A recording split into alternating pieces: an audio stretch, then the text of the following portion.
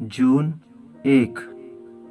यूहन्ना रचित सुसमाचार 5 अध्याय 25 पद।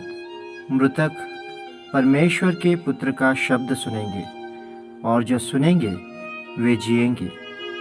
प्रभु यीशु मसीह ने कहा, मत्ती रचित सुसमाचार 11वां अध्याय 15 पद, जिसके सुनने के कान हो वह सुन ले।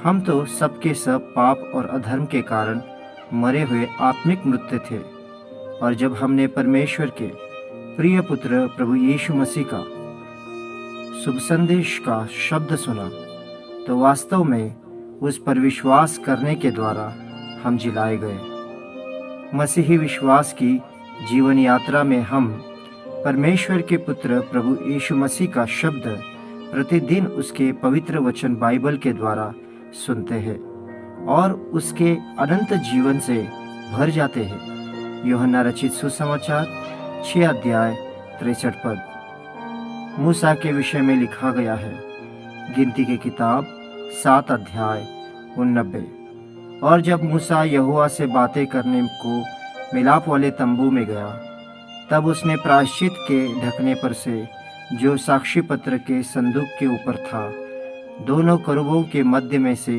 उसकी आवाज़ सुनी, जो उससे बातें कर रहा था। जो साक्षी पत्र के संदूक के ऊपर था, दोनों करूबों के मध्य में से उसकी आवाज़ सुनी, जो उससे बातें कर रहा था, और उसने उससे बातें की।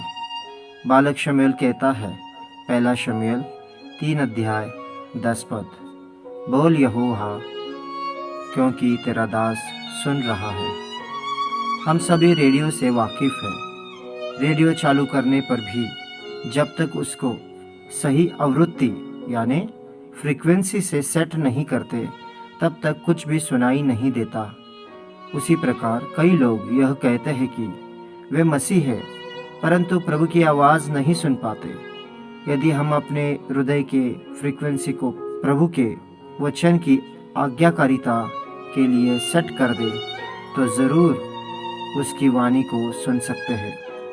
परमेश्वर के कई बड़े बड़े सेवकों और संतों भक्तों का यही अनुभव रहा है, और हमारा भी ज़रूर होना चाहिए, क्योंकि प्रभु यीशु ने कहा, यूहन्ना रचित सुसमाचार 10 अध्याय 27 पद, मेरी भेड़ मेरा शब्द सुनती है